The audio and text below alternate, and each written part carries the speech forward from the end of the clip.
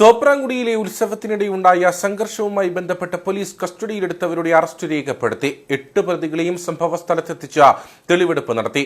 Idukki DYSP Jilson മാത്യുവിന്റെ നേതൃത്വത്തിലുള്ള police സംഘമാണ് പ്രതികളെ തെളിവെടുപ്പിനായി എത്തിച്ചത്. സംഘർഷത്തിൽ പരിക്കേറ്റ തോപ്രാംകുടി കുഴിക്കാട്ട് ജിജേഷ് എറണാകുളത്തെ സ്വകാര്യ ആശുപത്രിയിൽ ചികിത്സയിലാണ്. കഴിഞ്ഞ ഞായറാഴ്ച രാത്രിയിലാണ് സംഭവം നടന്നത്. ക്ഷേത്രാങ്കണത്തിൽ ഗാനമേളയ്ക്കിടെയുണ്ടായ സംഘർഷമാണ് സംഭവത്തിന്റെ തുടക്കം. പോലീസ് എത്തി ബഹളമുണ്ടാക്കിയവരെ സ്ഥലത്തുനിന്ന് മാറ്റിയെങ്കിലും 1 മണിക്കൂറിന് ശേഷം ടൗണിൽ വെച്ച തോപ്രാംകുടി സ്വദേശിയും ടൗണിലെ ലോട്ടറി വ്യാപാരിയുമായ കുഴിക്കാട്ട് ജിജേഷിനെ ഒരു സംഘം ആളുകൾ ചേർന്ന് ആക്രമിക്കുകയായിരുന്നു. കമ്പിവടിയും കുറിവടികളും ഉപയോഗിച്ച് നടത്തിയ ആക്രമണത്തിൽ ജിജേഷിന്റെ തലയ്ക്ക് ഗുരുതരമായി പരിക്കേറ്റു.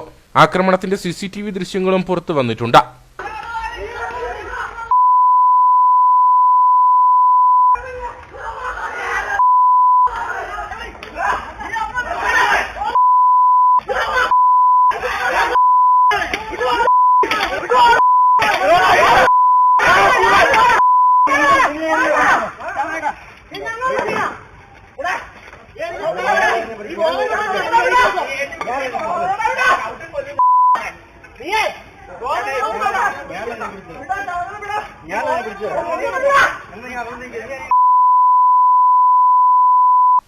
നിലവിൽ ജിജേഷ് എറണാകുളത്തെ സ്വകാര്യ ആശുപത്രിയിലെ അത്യാഹിത വിഭാഗത്തിൽ ചികിത്സയിലാണ്. ആക്രമണത്തിന് ശേഷം സ്ഥലത്തു നിന്നും രക്ഷപ്പെട്ട പ്രതികളെ എറണാകുളത്തു നിന്നുമാണ് പോലീസ് അറസ്റ്റ് ചെയ്തതെന്ന് ഇടുക്കി ഡിവൈഎസ്പി ജിൽസൺ മാത്യു പറഞ്ഞു.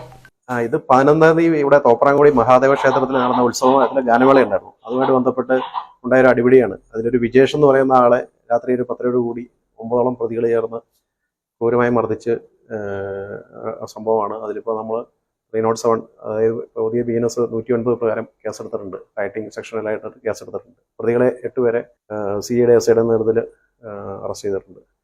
കാമാക്ഷി അമ്പലമേട് സ്വദേശികളായ അനന്തു, സച്ചു, തോപ്രാംകുടി സ്വദേശികളായ ശരത്, രാഹുൽ, അരുൺ അഭിലാഷ്, പ്രകാശ്, കമ്പിളികണ്ഠം സ്വദേശി നോബിൾ മത്തായി, പടമുഖം സ്വദേശി സുനീഷ്, കൊന്നക്കാമാലി സ്വദേശി വിഷ്ണു എന്നിവരെയാണ് സ്ഥലത്തെത്തിച്ച് തെളിവെടുപ്പ് നടത്തിയത്.